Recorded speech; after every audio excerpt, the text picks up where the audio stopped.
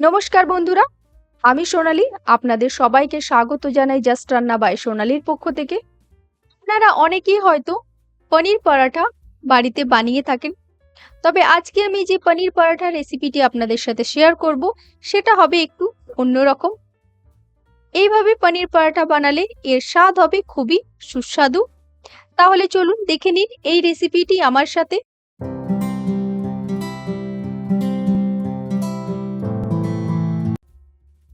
আর এই পনির পরাঠা বানানোর জন্য আমি এখানে একটা ডো তৈরি করে নেব।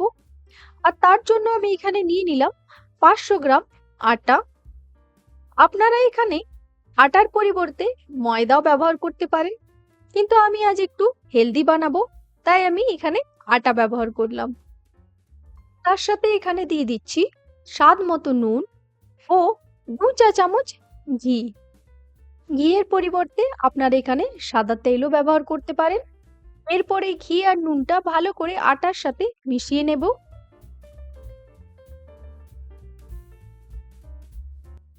এরপর সবটাই ভালোভাবে মিশিয়ে নেওয়ার পর আমি এখানে একটু একটু করে জল দিয়ে এই আটাটাকে মেখে নিচ্ছি।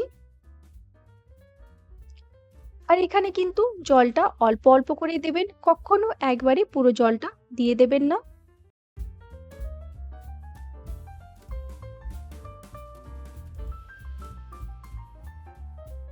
এই দেখুন, আমি এখানে আটাটা মেখে নিয়েছি। এরপর আমি পনির পরাঠার ভেতরকার পনিরের পুরটা তৈরি করে নেব। আর ততক্ষণ এই আটাটাকে ঢাকা দিয়ে এইভাবে রেখে দেব। আর এখানে পনিরের স্টাফিংটা তৈরি করার জন্য আমি এখানে প্রথমে নিয়ে নিয়েছি পনির।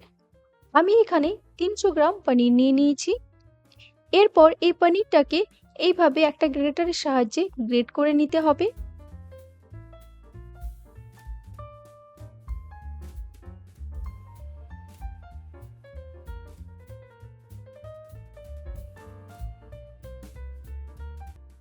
এই দেখুন, আমি এখানে পুরো পনিরটা এইভাবে গ্রেট করে নিয়েছি। এরপর আমি পনিরের স্টাফিংটা তৈরি করে নেব। এর জন্য আমি প্যানের মধ্যে দিয়ে দিলাম 1 টেবিল চামচ সাদা তেল। আর তেলটা গরম হয়ে গেলেই আমি এখানে দিয়ে দিচ্ছি পেঁয়াজ কুচি। এখানে আমি দুটো মিডিয়াম সাইজের পেঁয়াজ ব্যবহার করেছি।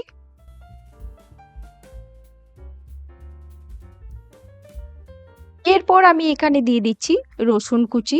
আমি এখানে একটা রসুনের হাফ রসুন ব্যবহার করেছি। এর সাথে আমি দিয়ে দিচ্ছি আদা কুচি ও ঝালের জন্য দিয়ে দিচ্ছি কাঁচা লঙ্কা কুচি। আদাটা এখানে আমি একেবারে সামান্য পরিমাণে ব্যবহার করেছি। আর ঝালটা অবশ্যই যে যতটা খেতে পছন্দ করেন সেই হিসেবেই ব্যবহার করবেন। এরপরে সব কিছুকে ভালো করে ফ্রাই করে নেব, যতক্ষণ পর্যন্ত না এই পেঁয়াজ আদা রসুনের কাঁচা ভাবটা চলে যাচ্ছে।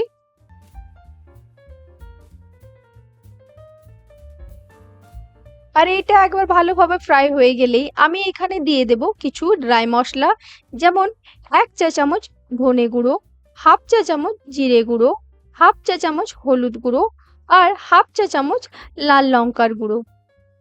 এই মশলারও একটা কাঁচা গন্ধ থাকে, তাই এই মশলাটাকেও একটু ভালো করে ভেজে নিতে হবে সবকিছুর সাথে।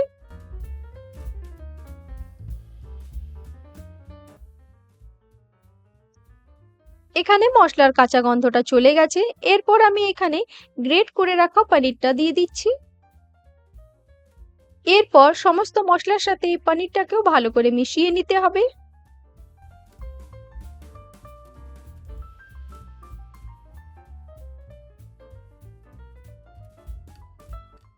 আর সমস্ত মশলার সাথে পনিরটাকে মিশিয়ে নিয়ে আমি এখানে দিয়ে দিচ্ছি প্রায় হাফ চা চামচের মতো কাসুরি মেথি। এখানে আমি কাসুরি মেথিটাকে শুকনো খোলায় একটুখানি ভেজে রোস্ট করে নিয়েছিলাম। এরপর এর মধ্যে দিয়ে দিচ্ছি স্বাদ মতো নুন। আর এই নুনটা দেওয়ার পর কিন্তু খুব একটা বেশিক্ষণ ধরে ফ্রাই করব না। নুনটাকে একবার ভালো করে মিশিয়ে নিয়েই তারপর আমি এখানে গ্যাসের ফ্লেমটা অফ করে দেব। আর তার আগে এখানে দিয়ে দিচ্ছি হাফ চা চামচ গুঁড়ো গরম মশলা। আর তারপর সবটাকে ভালো করে একবার মিশিয়ে নিচ্ছি। আর একবার সবটাকে মিশিয়ে নিয়েই তারপরে আমি এখানে গ্যাসের ফ্লেমটা অফ করে দিচ্ছি। এরপর আমি এটাকে এইভাবেই রেখে দেব কিছুক্ষণ ঠান্ডা হওয়ার জন্য। ঠান্ডা হওয়ার পর এই পনিরের স্টাফিংটা আমি একটা প্লেটের মধ্যে বের করে নিয়েছি। আর তার সাথে এখানে নিয়ে নিলাম মেখে রাখা আটার ডোটা। এরপর এই ডো থেকে কিছুটা পরিমাণ আটা এখানে নিয়ে নিলাম। একটা রুটি বা পরোটা বানাতে গেলে ঠিক যতটা আটা দরকার হয় ততটা আমি এখানে নিয়ে নিয়েছি। এখানে আমি হাতের মধ্যে একটুখানি শুকনো আটা নিয়ে নিলাম। এখানে শুকনো আটা ব্যবহার করলে হাতের মধ্যে আর লেগে যাবে না, লেচিটা খুব ভালোভাবে বানানো যাবে। এরপর এইভাবে ঠিক ঘুরিয়ে ঘুরিয়ে আমি একটা শেপ দিয়ে নিচ্ছি। এই দেখুন, ঠিক এইভাবে বানিয়ে নিতে হবে। এরপর দুটো আঙুল দিয়ে ঘুরিয়ে ঘুরিয়ে ঠিক এইভাবে বাটির আকারের একটা শেপ দিয়ে নেব। এই দেখুন, ঠিক এইভাবে বানিয়ে নিতে হবে। আর এইভাবে একটা শেপ দিয়ে নেওয়ার পর আমি এখানে পনিরের স্টাফিংটা এর মধ্যে ভরে দিচ্ছি। এখানে পনিরের স্টাফিংটা একটুখানি বুঝে নিয়ে দেবেন, খুব বেশি পরিমাণে হয়ে গেলে কিন্তু এটা ফেটে বেরিয়ে যাওয়ার চান্স থাকবে। আমি যেহেতু এখানে আটার পরিমাণটা একটু বেশি নিয়েছি, তাই আমি এখানে পনিরটা একটু বেশি করে ভরে দিচ্ছি। আর পনিরের স্টাফিংটা ভরা হয়ে গেলে ঠিক এইভাবে ঘুরিয়ে ঘুরিয়ে এই যে লেচির মুখটা আছে সেটা এইভাবে বন্ধ করে দিতে হবে।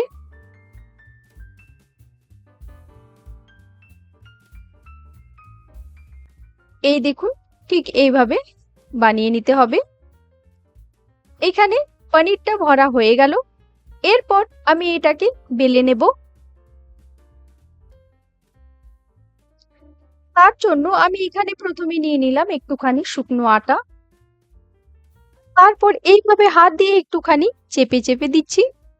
এতে করে পনিরটা সব জায়গায় ভালোভাবে সেট হয়ে যাবে।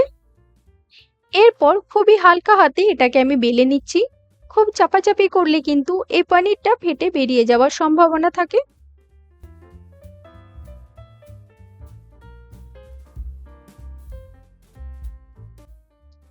এই দেখুন, আমি এখানে একটা গোলাকার পরোটা শেপ বানিয়ে নিলাম। এই পরোটাগুলো কিন্তু গোলাকার শেপেই হয়, ত্রিকোণ শেপের হয় না। তাহলে চলুন এরপর এই পরোটাটা আমি ভেজে নিচ্ছি। আর পরোটাটা দেওয়ার পর এক পিঠটা ভালোভাবে সেঁকা যখন হয়ে যাবে তখন আমি অপর পিঠটাও এইভাবে পাল্টে দিচ্ছি। এইভাবে আমি উল্টে পাল্টে প্রথমে আমি পরোটাটাকে ভালোভাবে সেঁকে নেব।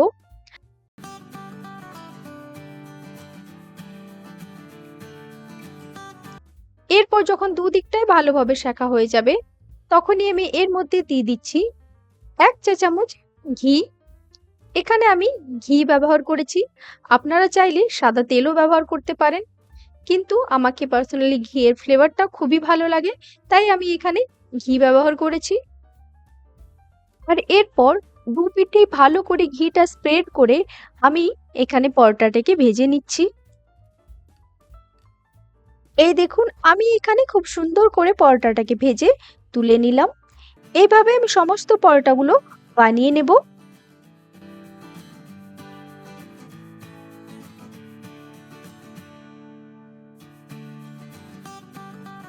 এই দেখুন, আমি এখানে সমস্ত পরোটাগুলো বানিয়ে নিয়েছি। আমি আপনাদের একটা পরোটা কেটে এইভাবে দেখিয়ে দিচ্ছি এর ভেতরটা।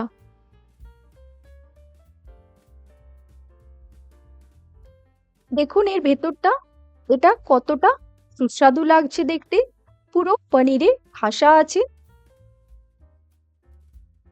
আর এই দেখুন এটা কতটা নরম, দুটো আঙুল দিয়ে এইভাবে আমি ছেড়ে নিলাম এই পরোটাটা। তাহলে এরপর থেকে বাড়িতে ঠিক এইভাবে পনিরের পরোটা আপনারাও বানিয়ে নেবেন।